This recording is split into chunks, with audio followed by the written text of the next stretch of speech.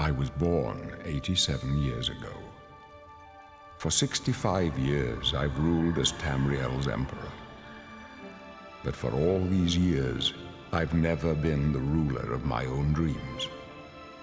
11 years ago, 20th March 2006, in North America, The Elder Scrolls IV Oblivion was first released by Bethesda Softworks.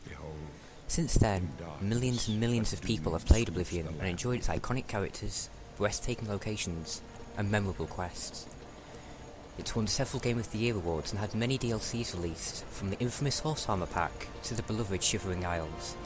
It had fully voiced NPCs, voiced by a great cast of actors, including celebrities like Sir Patrick Stewart, Linda Carter, and Sean Bean, to the highly talented voice actors Wes Johnson, Linda Kenyon, and the late Ralph Cosham. Players had the freedom to be whoever they wanted to be, an adventurer, wizard, rogue, notorious criminal, or simple citizen of the Empire. You weren't forced to do anything, excluding the tutorial. But that's where mods came in. Hundreds and thousands of talented modders have made mods for just about anything, from skipping the tutorial to new spells, quests, locations, companions, and even creating a whole new game within the Oblivion engine. Even after 11 years, the modding community is far from dead, with new mods releasing almost every day. But despite all Oblivion's triumphs and successes, the game was released with vast swathes of data being inaccessible in-game. Ranging from unused dialogue to entire quests, there was so much just lying on the disc wasted. Some things managed to remain in the game. Stray rumour here or there for a quest that never was, or a person that no longer existed. In some cases, characters in the game are even referred to as the wrong gender. All of this just shows how much effort Bethesda put into Oblivion to make it the best it could be. They tweaked and changed things, and even had to cut things in order to meet their deadlines. Thankfully, lots of the unused content has been restored by modders and their mods, like the unofficial Oblivion patch, the Oblivion Content Restoration Project, and my own mod, Oblivion Uncut. Unfortunately, most of this content was removed from the game's data, with only scraps of it remaining. These things have so little of them left, they are near impossible to restore. One major example is the original concept for Oblivion's main quest. Now, just to make things clear, the whole "the Emperor dies and you have to find a secret sun Inkafatch to light the dragonfires and save the world" thing was always the same. But the quests themselves, portions of the story, and the characters involved were very different indeed. From making sleeping potions to talking to Akatosh, Bethesda had lots of things they ended up changing their minds about. Starting from today, I'm going to be looking at these scrapped ideas, talking about them in much detail as I can, reviewing the leftovers, speculating why they were cut, and giving my opinion on each.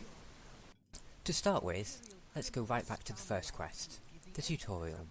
The one where you're told, "You're an embarrassment," and the Emperor tells you to find him and close shut the jaws of Oblivion. Originally, it seemed our insulting friend Vaylin Dreth was not part of the tutorial.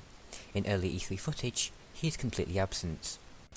I'm convinced this was to simplify the scene and to give Todd Howard, game director of Bethesda Game Studios, the chance to talk about the game's engine capabilities and graphical capabilities. However, I am very sure the character did exist at this time, as Oblivion wasn't too far from release, and in interviews of this time, Pete Hines claimed they weren't adding any new stuff, just polishing what they'd already created. And Vaylin Dreth is part of the Dark Brotherhood questline.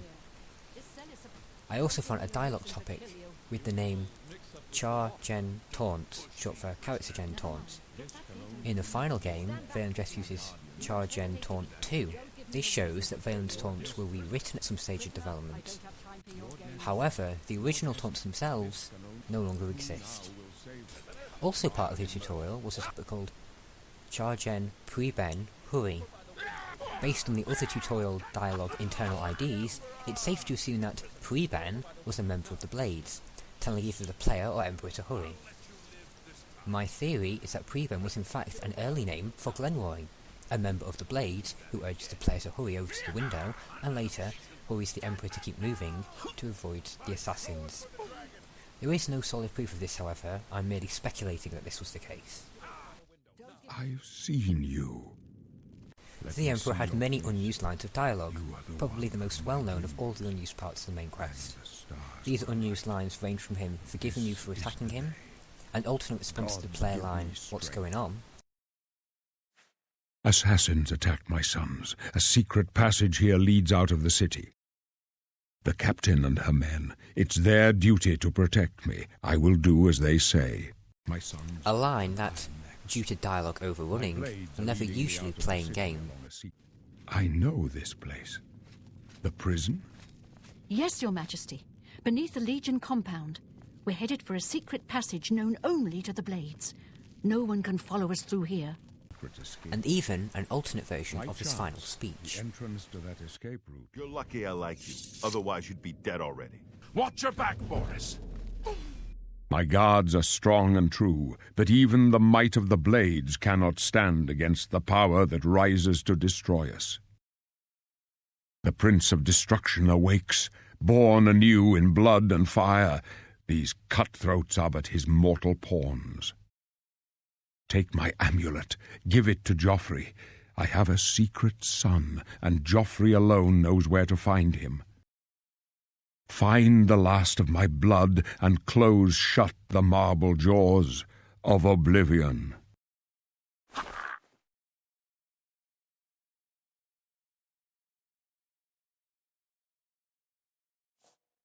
This is where my journey ends.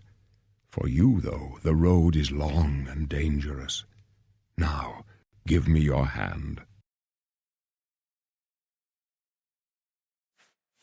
Stand true, my friend. May your heart be your guide, and the gods grant you strength. The Amulet of Kings. It is the Empire's sacred emblem of rulership. It must pass to the last of the dragon's blood.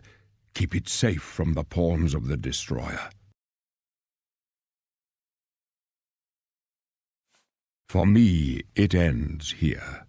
You are our only hope to stem the blood tide. Give me your hand.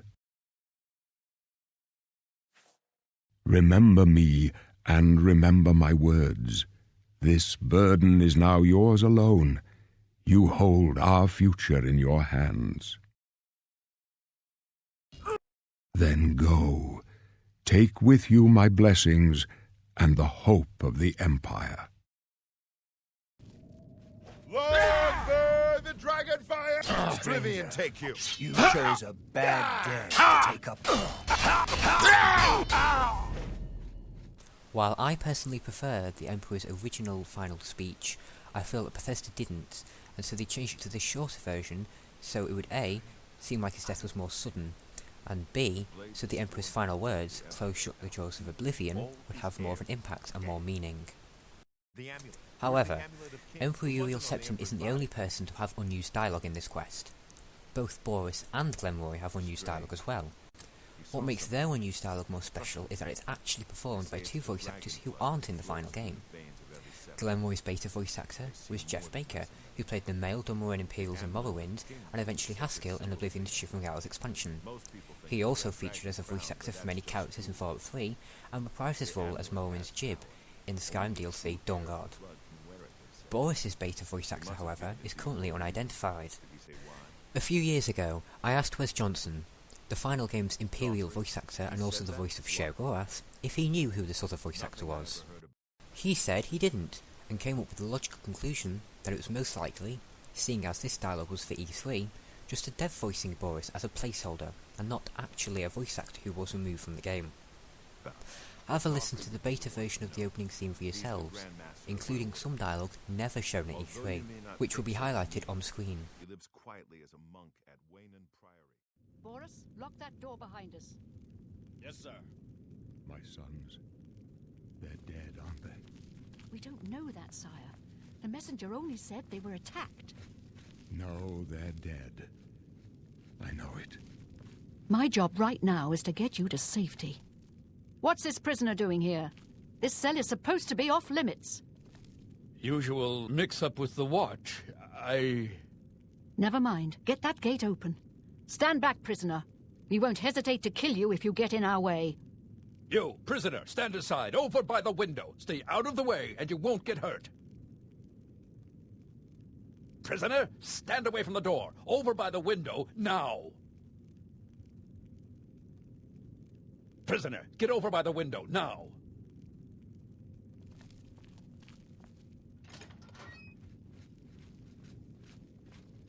No sign of Stay pursuit, sir. put, prisoner. Good. Let's go. We're not out of this yet. You? I've seen you. Don't worry, sire. We will get you out of here. They won't be the first to underestimate the Blades. I'll take point. Let's move. You stay here, prisoner. Don't try to follow us. You stay here, prisoner. Don't try to follow us. That last line is an oddity, as you can see Jeff Baker recorded the line for Boris, despite the fact he was originally supposed to voice the Imperials and Dunmer, not the Red Guards. Bethesda never bothered correcting it, probably as they were never going to show this part of the E3 anyway, hence this being the only beta line of dialogue after leaving the prison cell. I mentioned earlier that Glenroy was potentially originally called Preben. Well, Captain Renault was definitely originally called Captain Renault, as her ID is called Renault in the construction set.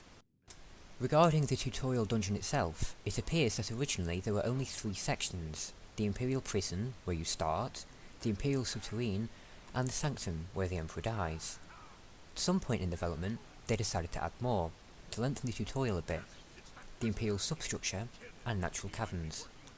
The internal names for the original zones, the Prison, Subterrane and Sanctum, are Imperial Dungeon 01, 02 and 03 respectively, while the Substructure Natural Caverns are referred to as 04 and 05.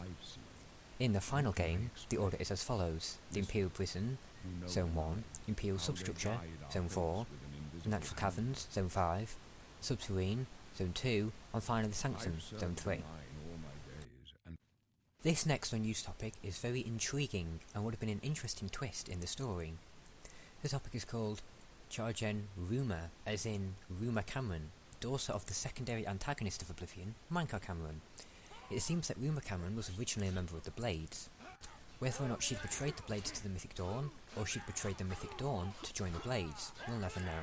It's also possible this Ruma Cameron was a different person to the one in the final game, which is a member of the Mythic Dawn.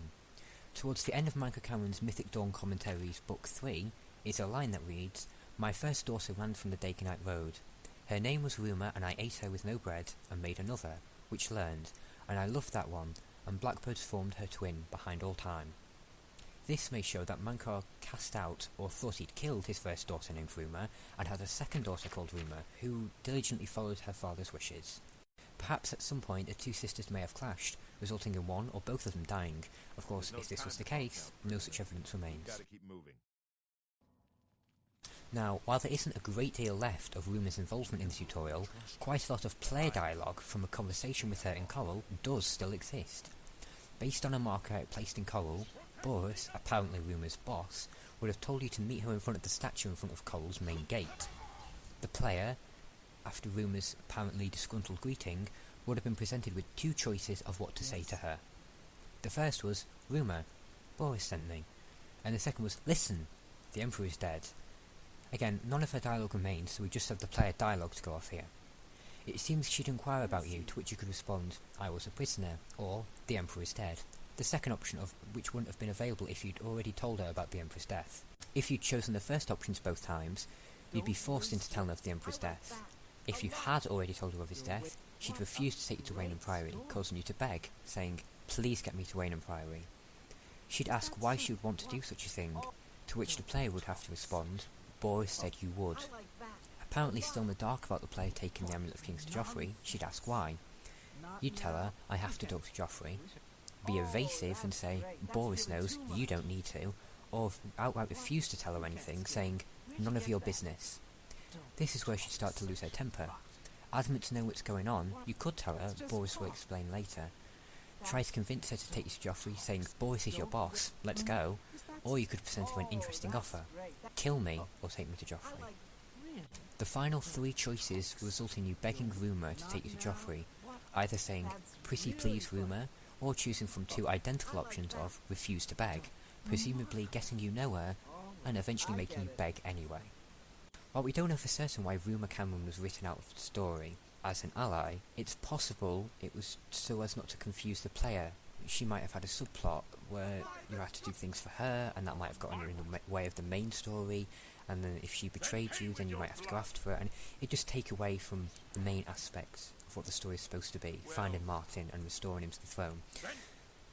Of course, I don't know if any of that was what was going to happen because so little of this original version involving her remains. But we can speculate.